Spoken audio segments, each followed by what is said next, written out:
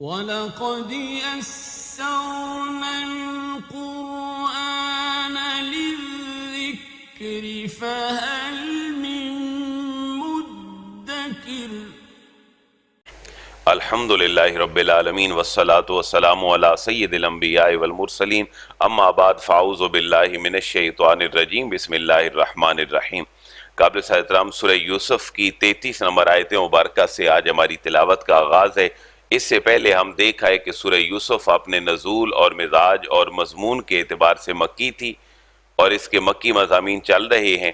حضرت یوسف علیہ السلام کا واقعہ یہاں تک پہنچا کہ جب عزیز مصر کی بیوی نے ساری عورتوں کو بلا کر حضرت یوسف علیہ السلام کو ان کے سامنے پیش کیا اور ان کے سامنے پھل رکھے، ان کو چھریاں پکڑائیں۔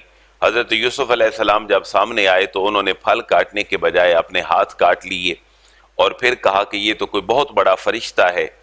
تو زلیخا کہتی ہے بڑے فاتحانہ انداز میں کہ یہی وہ پیکر حسن و جمال ہے جس کی وجہ سے تم مجھے ملامت کرتی تھیں۔ اب میں یا تو اس کو قید کروا دوں گی یا پھر یہ ہے کہ میں اس کو اپنے محل سے بڑا بے آبرو کر کے نکالوں گی۔ جب یہ دو باتیں اور دو فیصلے عزیز مصر کی بیوی کی طرف سے حضرت یوسف علیہ السلام کے سامنے آتے ہیں تو ان دونوں آپشن میں حضرت یوسف علیہ السلام اپنا موقف یہ اللہ کے حضور پیش کرتے ہیں، اللہ مجھے جیل جانا بہتر ہے، مجھے قید میں رہنا بہتر ہے بنسبت اس کے جس کی طرف یہ مجھے بلا رہی ہے۔ آپ نے جیل کی جو صعوبتیں ہیں ان کو برداشت کیا اور پھر اللہ کے حضور یہ گر گرا کر دعا کی کہ اللہ تو اس عورت کے جو مکر اور فریب ہیں ان سے مجھے بچا لے، اگر میں اس کی طرف مائل ہو گیا تو پھر میں جاہلوں میں سے ہو جاؤں گا۔ یہاں ایک ایک لفظ بڑی سادگی والا اللہ کے نبی کی جو عزت اور عصمت ہے اس کے اوپر بڑی بھرپور دلالت کرتا ہے۔ قال رب السجن احب الی مما یدعوننی الی وَإِلَّا تَصْرِفْ عَنِّي كَيْدَهُنَّ أَصْبُ إِلَيْهِنَّ وَأَكُن مِّنَ الْجَاهِلِينَ۔ تقریباً واحد متکلم کے سیغے ہیں۔ قالا حضرت یوسف علیہ السلام نے اللہ کے حضور عرض کی، رب اے میرے رب، السجنو جیل میں جانا، قید میں رہنا، احبو مجھے زیادہ پسند ہے، مما اس چیز کے مقابلے میں یدعوننی الیہ جس کی طرف مجھے یہ عزیز مصر کی بیوی بلاتی ہے۔ یدعونا دعا یدعو سے نکلا ہے، اسی سے ہم اردو میں لفظ یوز کرتے ہیں دعوت، اسی سے نکلا ہے دعا، تو اس کا معنی ہے بلانا۔ دعوت ہوتی ہے جب لوگ انسانوں کو بلاتے ہیں اور دعا ہوتی ہے جب وہ اللہ کے حضور گر گراتے ہیں۔ اپنے لٹرل میننگ کے اعتبار سے ان کا معنی بلانا ہے۔ وَإِلَّا تَصْرِفْ عَنِّي كَيْدَهُنَّ واو کا معنی اور ان لا، الا اصل میں تھا ان لا، ان اگر، لا نہ، تصرف تو نے پھیرا، اگر اے اللہ تو نے اپنی عنایت سے اپنے فضل کو اپنے فضل سے نہ پھیرا، انی مجھ سے قیدہن، قید کا معنی مکر، ہنہ کا معنی عورتوں کے۔ پہلے ایک عزیز مصر کی بیوی تھی جو فریفتہ تھی، اب مصر کی ساری عورتیں حضرت یوسف علیہ السلام کے حسن و جمال کو دیکھ کر آپ ان کے مکر میں مبتلا ہیں۔ مفسرین نے یہ لکھا کیونکہ قرآن کی بڑی شارٹ ورڈنگ ہے کہ پھر عزیز مصر کے علاوہ مصر کی ہر عورت حضرت یوسف علیہ السلام کے حسن و جمال پہ مر مٹتی تھی، ہر ایک اپنے داؤ اور مکر میں تھی۔ تو وَإِلَّا تَصْرِفْ عَنِّي كَيْدَهُنَّ أَصْبُ إِلَيْهِنَّ، اللہ تو نے اگر نہ پھیرا مجھ سے عورتوں کے مکر کو تو أَصْبُ إِلَيْهِنَّ، أَصْبُ میں پہنچ جاؤں گا، إِلَيْهِنَّ ان کی خواہشات کے مطابق ان تک۔ یہاں دیکھیں اللہ کے نبی بھی بھروسہ کس پہ کر رہے ہیں؟ اللہ کی ذات پہ کر رہے ہیں۔ اللہ اگر تو نے نہ پھیرا تو میں ان کے مکر کی طرف مائل ہو جاؤں گا۔ یہ جو اسبو ہے اس سے ہی اردو کا ہم ایک لفظ یوز کرتے ہیں، ہے بیسیکلی وہ عربی کا مصیبت، تو مصیبت بھی انسان کو پہنچتی ہے، تو لغوی معنی ہے اس کا پہنچنا۔ اسبو میں پہنچ جاؤں گا، مائل ہو جاؤں گا، الیہن الا کا معنی کی طرف، اور ہنہ جو ہے وہ جمع پروناؤن ضمیر ہے، ہوا ہما ہم سے، یا ہما ہن، الیہن ان کی طرف، وَأَكُم مِّنَ الْجَاهِلِينَ اور کسی عورت کی دعوت پہ اس کی طرف مائل ہونا، یا معاشرے میں بد نظری کا ہونا، یا عورتوں کی ان چیزوں کا خیال دل میں ہونا، یہ چھوٹا سا جملہ رہنمائی کر رہا ہے وَأَكُم مِّنَ الْجَاهِلِينَ، یہ کن لوگوں کا کام ہے؟ جاہل لوگوں کا کام ہے۔ اللہ اگر تو نے ان کے مکر کو مجھ سے نہ پھیرا، مجھ سے دور نہ کیا، واو کا معنی اور اکن میں ہو جاؤں گا، من الجاہلین جاہلوں میں سے، میں تو پھر نادانوں میں سے ہو جاؤں گا، اور نبی کو یہ زیبا نہیں کہ وہ جاہلوں کے کام کرے۔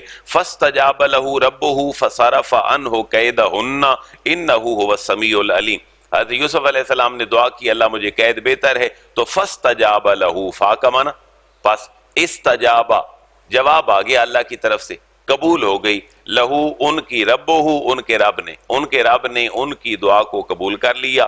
فصرف عنہ کیدہن، فا کا معنی پس، صرف پھیر دیا، دور کر دیا، عنہ حضرت یوسف علیہ السلام سے، کیدہن عورتوں کے مکر اور فریب کو، انہ هو السمیع العلیم، انہ بے شک وہ، هو السمیع العلیم وہ سننے والا بھی ہے اور جاننے والا بھی ہے۔ تو دلوں کے حالات کو بدلنے والا رب ہے، اس لیے اللہ کے نبی نے بھی تقیہ اور بھروسہ اللہ کی ذات پہ کیا۔ ثم بدا لهم من بعد ما رأوا الآیات لیسجننہ حتی حین، جب حضرت یوسف علیہ السلام کا اچھا کردار ان کے اوپر واضح ہو گیا تو انہوں نے بھی یہی سمجھا کہ اس بندے کو اب جیل بھیج دیا جائے، ورنہ یہ تو ہماری بدنامی کا باعث بنے گا، لوگ جب بات کریں گے تو اعلیٰ کردار کی بدولت لوگ ساتھ تو ان کا دیں گے۔ یہ ایک حکمران وقت یا ان کے اہل و عیال کی سوچ کا شاخسانہ ہے۔ ثم بدا لہم، ثم پھر بدا واضح ہو گیا، لہم ان کے لیے، جب ان سب کے سامنے واضح ہو گیا، من بعد اس کے بعد، ما رأوا جب انہوں نے دیکھ لیا، الآیات نشانیاں، وہ نشانیاں کیا تھیں؟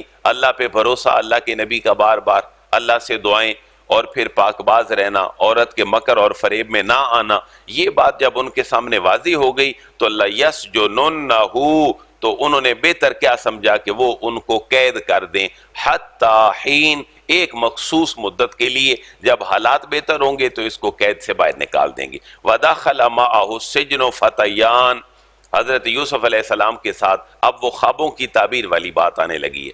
حضرت یوسف علیہ السلام کے ساتھ دو اور بندے بھی جیل میں چلے گئے، ان دونوں کے جانے کا سبب یہ تھا کہ حاکم وقت اپنے دو وزیروں سے، مشیروں سے، یا اپنے گھر میں کام کرنے والے ملازمین سے ناراض ہوا۔ مفسرین نے یہ لکھا کہ ان میں سے ایک اس کا باورچی تھا اور دوسرا وہ تھا جو اس کے شراب اور کباب کی چیزیں اس کے سامنے مینیج کرتا تھا۔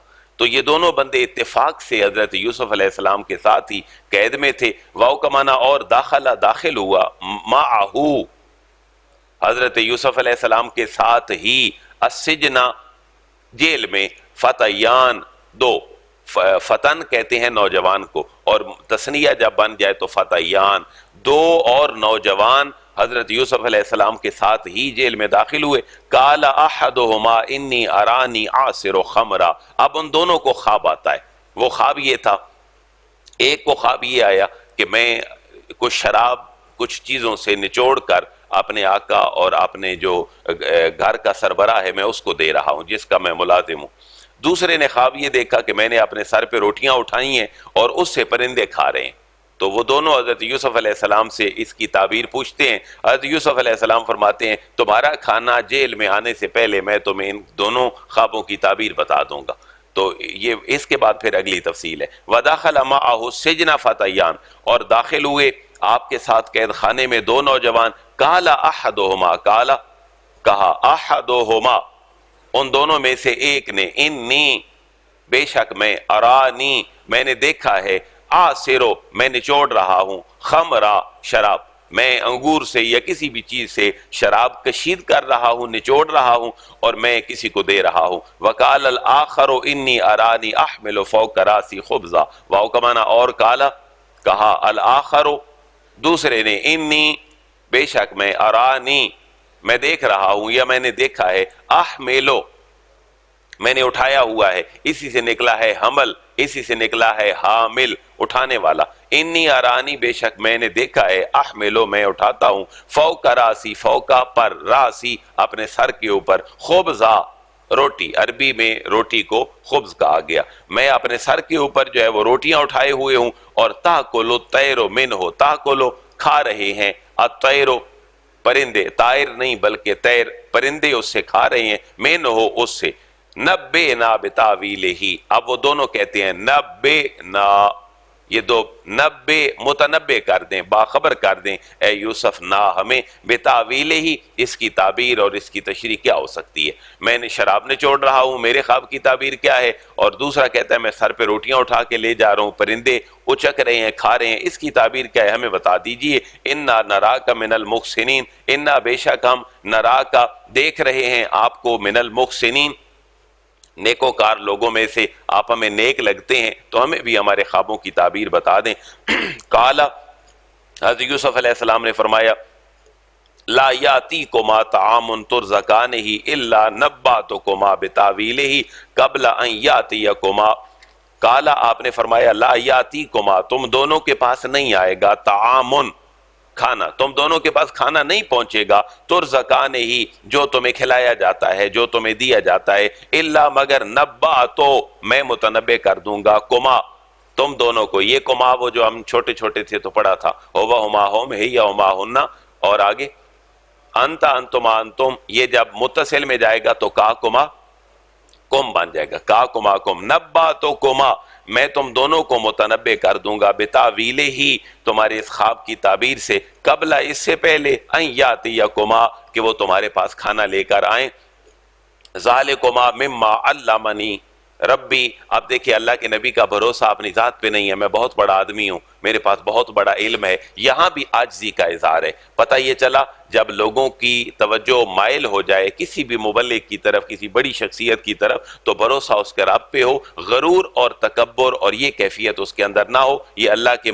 حبیب کی اور اللہ کے نبی کی تعلیمات ہیں۔ حضرت یوسف علیہ السلام کی طرف جیل میں بھی لوگ مائل ہو گئے، لوگ اپنے خوابوں کی تعبیر پوچھنے لگے، لیکن پھر بھی اللہ کے نبی کے دل میں نہ تکبر آیا نہ غرور آیا، اور آپ کہتے کیا ہیں؟ ذالکما مما علمنی ربی، ذالکما یہ جو تم دونوں کے معاملے کا پتہ بتانا ہے تمہیں، مما یہ ان معاملات میں سے ہے، علمنی جو مجھے سکھایا ہے، ربی میرے رب نے۔ آپ نے اپنی طرف کوئی چیز منسوب نہیں کی، ہاں میں تمہیں بتا دوں گا، مجھے بڑی مہارت ہے اپنے خوابوں کی تعبیر بتانے میں، تو بس تمہارا کھانا نہیں آیا سمجھیں تمہارے مسئلہ حل ہو گیا، تمہاری مشکل ختم، یہ نہیں کہا، بلکہ وہ جملہ کہا کہ اس میں تبلیغ کا پہلو بھی موجود ہے۔ اور تبلیغ کیا ہے؟ اللہ کا حکم کہ اللہ کا بندہ، اللہ کا بڑا بندہ وہ بڑا عاجز بن کے رہتا ہے۔ ذالکما مما علمنی ربی، یہ وہ ہے جو مجھے میرے رب نے سکھایا ہے۔ اب ساتھ ساتھ دیکھیں، فوراً تعبیر نہیں بتائی، ساتھ ساتھ دو چار باتیں بھی کر دیں۔ دو چار باتوں کا معنی کیا تھا؟ کہ ان کی باتوں کے ساتھ ہی انہیں اللہ کی توحید کی تعلیم بھی ان تک پہنچا دی۔ یہاں تھوڑا سا تبلیغی جو چند جملے ہیں حضرت یوسف علیہ السلام کے وہ شروع ہوتے ہیں، ورنہ بات تو ختم ہو گئی۔ تمہارے خواب کی تعبیر تمہیں کب بتا دی جائے گی؟ تمہارا کھانا آنے سے پہلے، کھانا بس فوراً بتا دیتے نہیں، اب باتوں باتوں میں اپنی بات بھی ان کو بتا دی۔ یہ ہے وہ مفہوم کہ جس کا فرمان ہے لوگوں سے ان کی عقل کے مطابق گفتگو کرو، حالات اور واقعات کے مطابق گفتگو کرو، اور انوائرمنٹ کا خیال کرو، لوگوں کی تھکاوٹ کا خیال کرو، لیکن باتوں باتوں میں اپنی بات ان تک پہنچا دو۔ اگر حضرت یوسف علیہ السلام الگ سے کوئی سیٹنگ کرتے کہ میں نے آج درس دینا ہے تمہیں اللہ کی توحید پہ، تو جیل میں کتنے لوگ آتے؟ شاید کوئی ایک بھی نہ آتا۔ لیکن یہ ہے نفسیاتی پہلو، اللہ کے نبی جتنے بھی ہیں اللہ انہیں عام لوگوں سے بڑھ کر صلاحیتیں دیتا ہے، اور وہ بہت بڑے ماہر نفسیات بھی ہوتے ہیں۔ پریشانی ان کی ہے تو کھچے آئے حضرت یوسف کی طرف۔ حضرت یوسف علیہ السلام نے ان کے معاملے کو حل کرنے کا بھی پرومس کر دیا، ہو جائے گا حل، تمہارا کھانا آنے سے پہلے ہو جائے گا۔ یہاں سے پتہ چلا کو لنگر پانی کا انتظام بھی ان ساری چیزوں کے اندر موجود ہے۔ اگر کوئی ایسا معاملہ ہوتا تو کوئی اور نشانی بھی بتا دیتے، یعنی بالکل انسانی نفسیات جو ایک عام بندے کی نفسیات ہے اس کے مطابق ڈیل کیا۔ کھانے کا تذکرہ بھی کر دیا، بھئی کھانا آئے گا اس سے پہلے بتا دیا جائے گا، لیکن اس سے پہلے یہ بھی سن لو کہ یہ باتیں بھی ہیں۔ انی ترکت ملت قوم لا یؤمنون باللہ وہم بالآخرۃ ہم کافرون۔ پہلے اپنی کچھ بیزاریوں کا اظہار کرتے ہیں حضرت یوسف علیہ السلام ان قیدیوں کے سامنے۔ ظاہر ہے وہ بھی تو بیزار تھے دنیا کے معاملات سے، جب یہاں پہنچے تو دکھ بانٹنے بیٹھے۔ حضرت یوسف علیہ السلام کہتے ہیں انی ترکت ملت قوم لا یؤمنون باللہ، انی تھوڑا تھوڑا بولیں گے تو آگے چلیں گے، انی بے شک میں نے، ترک تو چھوڑ دیا ہے، ملت قوم اس قوم کو اور اس قوم کے مذہب کو، لا یؤمنون باللہ جو اللہ پر ایمان نہیں لاتے، وَهُمْ بِالْآخِرَةِ هُمْ كَافِرُونَ، اور وہ آخرت کا بھی انکار کرنے والے ہیں، میں نے تو ان کو چھوڑ دیا ہے۔ اب یقیناً جب یہ بات کی حضرت یوسف علیہ السلام نے کہ میں نے تو اپنی قوم کو چھوڑ دیا ہے اور میں تو وہ اللہ پہ ایمان نہیں لاتے، آخرت پہ ایمان نہیں لاتے، آٹومیٹیکلی ان جیل والوں کے ذہن میں کیا سوال پیدا ہوا کہ پوچھے تو صحیح یہ بندہ کون ہے، یہ آیا کہاں سے ہے؟ تو اپنی اپنی سٹوری جو ہے ان کے سامنے رکھنے لگے، لیکن اپنی پریشانی نہیں بیان کی، بلکہ یہ کہا میں نے قوم کو چھوڑ دیا۔ اپنا رونا نہیں رویا کہ میں جیل میں آ گیا، میرے اوپر بڑا ظلم ہے، عزیز مصر کی بیوی نے میرے اوپر یہ ظلم کیا تو میرے ساتھ تو یہ ہاتھ ہوا، نہیں، میں نے اس قوم کو چھوڑ دیا ہے جو اللہ پر ایمان نہیں لاتی اور آخرت کا بھی انکار کرنے والی ہے۔ وَاتَّبَعْتُ مِلَّةَ آبَائِي إِبْرَاهِيمَ وَإِسْحَاقَ وَيَعْقُوبَ، نیگیٹو پازیٹو دونوں چیزیں سینس بتا دیے۔ میں نے ایک قوم کو چھوڑ دیا، بھئی آپ نے پھر اختیار کس کو کیا ہے، کس مذہب پہ چلتے ہو؟ حضرت یوسف علیہ السلام نے فوراً دوسرا جملہ کہا بغیر سوال کے، صرف مخاطب کی نفسیات کو جان کر، وَاتَّبَعْتُ، میں تو پیروکار بن گیا ہوں، ملت آبائی، اپنے آباء و اجداد کی ملت کا۔ اس کے اندر بھی بڑی نفسیات ہے۔ اہل مکہ کا سب سے بڑا مسئلہ یہ تھا کہ وہ کہتے تھے کہ ہمارے آباء و اجداد کے مذہب کو جناب رسول اللہ برا کہتے ہیں، ہم آپ کی بات ماننے کے لیے تیار نہیں ہیں۔ تو نبی کی نفسیات دیکھیں، ان کو باپ دادا کی یاد دلا کر اللہ رسول کی طرف ان کو بلایا گیا۔ میں تو پیروکار بن گیا ہوں ملت کا، مذہب کا، آبائی، اپنے باپ دادا کے مذہب کا۔ کون ہے جی میرا باپ دادا؟ ابراہیم و اسحاق و یعقوب، وہ ابراہیم ہیں، اسحاق ہیں اور جناب یعقوب علیہ السلام ہیں۔ دیکھیں پورے 3 شجرے بیان کر دیے۔ حضرت ابراہیم علیہ السلام کے بیٹے کون ہیں؟ حضرت اسحاق علیہ السلام۔ حضرت اسحاق علیہ السلام کے بیٹے کون ہیں؟ حضرت یعقوب علیہ السلام۔ حضرت یعقوب علیہ السلام کے پھر بیٹے حضرت یوسف علیہ السلام۔ کہا میں تو اپنے آباء و اجداد فور فادر کی جو ہے وہ ملت اس پہ عمل کرنے والا ہوں۔ ما کان لنا ان نشرک باللہ من شیء، اور ہم تو توحید پرست لوگ ہیں۔ ما کان لنا، ہمارے لیے جائز نہیں ہے، ہمارے لیے روا نہیں ہے، ان نشرک، ان کا معنی کہ نشرک، ہم شریک ٹھہرائیں باللہ، اللہ کے ساتھ، من شیء، کسی چیز کو، ذالک من فضل اللہ علینا وعلی الناس ولکن اکثر الناس لا یشکرون۔ اچھی سوچ کا مل جانا اللہ کا بہت بڑا گفٹ ہوتا ہے، اللہ کا تحفہ ہوتا ہے۔ پازیٹیوٹی انسان کے اندر اللہ کی گاڈ گفٹڈ ایک بہت بڑا انعام ہے، اسی کی طرف اشارہ ہے حضرت یوسف علیہ السلام کا۔ ہم تو توحید پرست ہیں جی، ہم تو اللہ کو مانتے ہیں، ذالک من فضل اللہ، اور یہ اللہ کو ماننا کیا ہے؟ اللہ کا فضل ہے، علینا، جو اس نے ہم پر کیا ہے، اور صرف ہمارے اوپر نہیں کیا، وعلی الناس، باقی لوگوں پر بھی اللہ نے کچھ پر کیا ہے، لیکن ولیکن اکثر الناس لا یشکرون، واو کا معنی اور لیکن، لیکن اکثر الناس، اکثر لوگ جو ہیں لا یشکرون، وہ شکر نہیں کرتے، ریئلائز نہیں کرتے کہ اللہ نے ہمیں مسلمانوں کے گھر میں پیدا کیا اور اللہ کے حبیب کا امتی بنایا اور ہمارے دلوں کے اندر ایک اپنے دین کی محبت رکھ دی۔ یہ اللہ کا بہت بڑا احسان ہے۔ یا صاحب یہ سجن ارباب متفرقون خیر ام اللہ الواحد القہار، اس ساری گفتگو میں یہ ذہن میں رکھیں کہ قیدی انتظار کس چیز کا کر رہے ہیں؟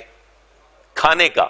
اب حضرت یوسف علیہ السلام اپنے مشن اور تبلیغ میں لگے ہیں، تو آپ فرماتے ہیں یا صاحب یہ سجن، یا اے صاحب، اے میرے دو دوستو، السجن، جو میرے رفیق ہو قید کے، ارباب متفرقون خیر ام اللہ الواحد القہار۔ اربابن، آ کا معنی کیا؟ اربابن رب کی جمع ہے، اربابن کیا بہت سارے خدا، متفرقون جو جدا جدا ہو، خوشی کا خدا الگ، غمی کا الگ، آنکھ خراب ہو تو اس کا خدا الگ، ناک خراب ہو تو اس کا خدا الگ، پاؤں میں درد ہو تو اس کا خدا الگ، تو کیا بہت سارے خدا خیر بہتر ہیں ام اللہ الواحد القہار؟ عام کا معنی یا اللہ اللہ الواحد جو واحد ہے، القہار جو غالب ہے۔ کیا بہت سارے خدا جدا جدا وہ بہتر ہیں یا ایک واحد غالب خدا بہتر ہے؟ ما تعبدون من دونہ الا اسماء سمیتموها انتم وآباؤکم ما انزل اللہ بہا من سلطان۔ اے میرے قیدی بھائیو، تم ایک بلنڈر کرتے ہو، ما تعبدون، تم عبادت نہیں کرتے ہو، من دونہ ہی، اللہ کے علاوہ، مگر کن کی؟ الا اسماء، مگر ان چند ناموں کی، سمیتموہا، جن کو تم نے خود نام دے دیے ہیں، انتم، تم نے، و آباؤکم، اور تمہارے آباء و اجداد نے خود کچھ چیزیں منسوب کر دی ہیں کہ یہ میری خوشی کا خدا ہے، یہ میری غمی کا خدا ہے۔ بلکہ میں تو یہ سمجھتا ہوں، تقابل ادیان میں کہیں یہ بات نظروں سے گزری کہ ہندوازم میں اگر کسی کی اولاد نہیں ہوتی تو وہ انسانی جو آرگنز ہیں، جو اللہ تبارک و تعالیٰ نے ہر انسان کے ساتھ مرد اور عورت کی شناخت کے رکھے ہیں، مرد اور عورتیں ان کی بھی پوجا کرتے ہیں۔ اگر مرد کی اولاد نہیں ہو رہی اور فالٹ مرد میں ہے تو وہ مرد کی شرمگاہ کی پوجا کرے گا۔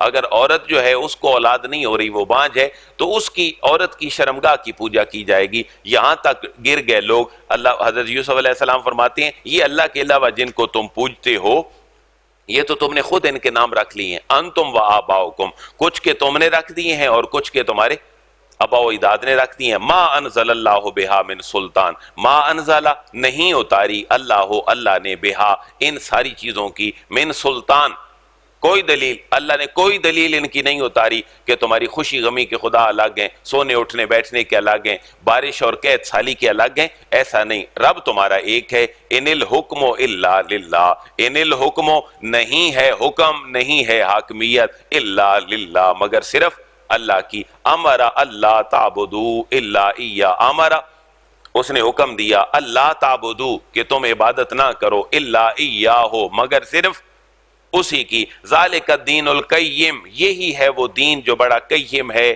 جو بڑا پختہ ہے۔ ولیکن اکثر الناس لا یعلمون، واو کا معنی اور لیکن لیکن، اکثر الناس اکثر لوگ، لا یعلمون یہ ہے آپ کہہ دیں کہ الہاد اور لادینیت کا توڑ، کہ مذہب انسان کا کون سا ہونا چاہیے؟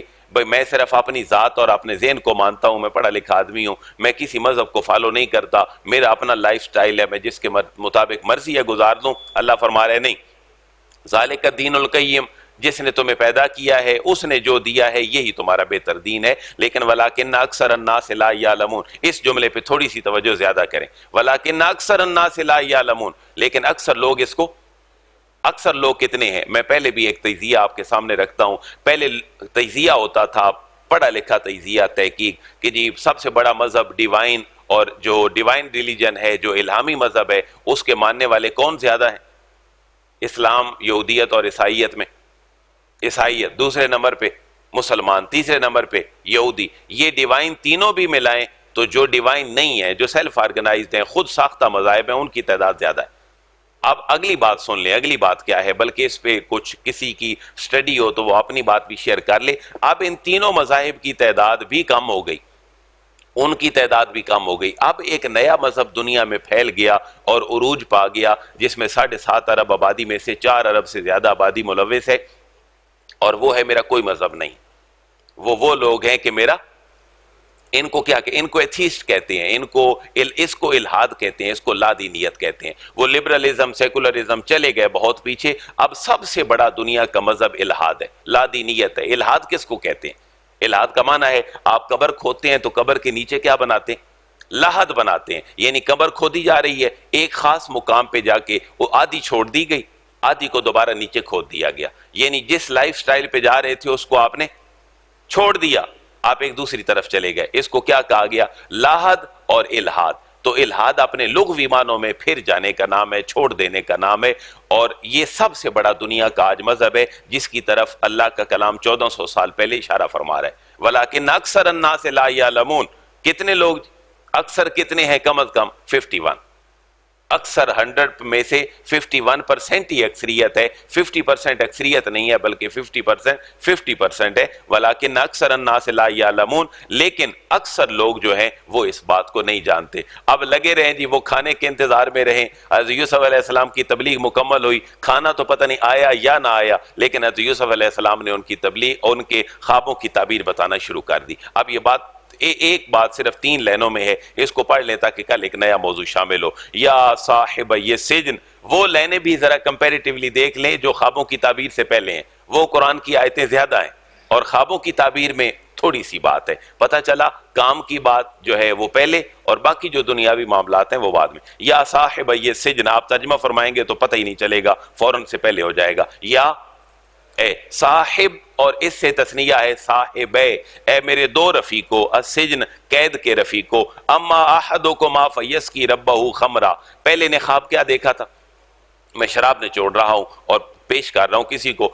آپ نے کہا اے میرے قید خانے کے دوستو، اما احدکما، تم میں سے جو ایک ہے پہلا، فیسقی ربہ، اس کے شراب نے چوڑنے کی تعبیر یہ ہے، فا کا معنی پس یسقی، سقا یسقی کا معنی پلانا، ویسقی وہ پلائے گا، ربہ اپنے رب کو، اپنے آقا کو جس کے ہاں وہ ملازم ہے وہ پلایا کرے گا، خمرہ اپنے مالک کو شراب، اپنے مالک کی شراب پلانے کی ڈیوٹی اس کی لگ جائے گی جب یہ جیل سے باہر جائے گا۔ وَأَمَّا الْآخَرُ فَيُصْلَبُ، اور جو دوسرا ہے فَيُصْلَبُ، اس کو سلیب دے دی جائے گی، اس کو ہینگ کر دیا جائے گا، اس کو لٹکا دیا جائے گا۔ فَتَأْكُلُ الطَّيْرُ مِن رَأْسِهِ، فا کا معنی پس تاکلو کھائیں گے، الطَّيْرُ پرندے، مِن رَأْسِهِ اس کے سر کو نوچ نوچ کر کھائیں گے۔ یہ اس کے خواب کی تعبیر ہے کہ روٹیاں اس کے سر کے اوپر پڑی ہیں، اس کو نوچ رہے ہیں۔ قُضِیَ الْأَمْرُ الَّذِی فِیہِ تَسْتَفْتِیَانِ، حضرت یوسف علیہ السلام نے ایک جملے میں بات ختم کر دی۔ قُضِیَ الْأَمْرُ معاملہ واضح ہو گیا، الَّذِی فِیہِ جس معاملے کے اندر تَسْتَفْتِیَان، اس کا لغوی معنی آپ بولتے ہیں عموماً فتویٰ، استفتاء فتویٰ، دارالفتاء فتویٰ دینا پوچھنا۔ میں اس لیے بار بار کبھی کبھی آئیڈینٹیفائی کر دیتا ہوں کہ فقہا نے جو ٹرمز لی ہیں وہ کہاں سے لی ہیں؟ قرآن سے لی ہیں۔ ہم نے پیچھے حدیث پڑھی، بہت ساری چیزیں، فقہ کا لفظ پڑھا، یہاں پر افتاء اور فتوے کا لفظ پڑھا، تو فقہا نے اپنی ساری ٹرم یا تو قرآن سے لی ہیں یا حدیث مبارکہ سے۔ یہ بھی ایک ایم فل لیول کا ایک تھیسس بن سکتا ہے کہ فقہا کی جو اصطلاحات ہیں ان کو قرآن سے ڈھونڈا جائے، اسی بہانے قرآن کی سٹڈی بھی ہوگی، اور 101 ٹرمز اگر نکل آئیں تو یقیناً اس کے ایم فل کی تحقیق ایک اچھی تحقیق ہے۔ فی تستفتیان جس کے متعلق تم فتویٰ دریافت کرتے ہو، اللہ ہمیں اس قرآن کو اس کی حکمت کے ساتھ پڑھنے کی توفیق نصیب فرمائے۔ الحمدللہ رب العالمین۔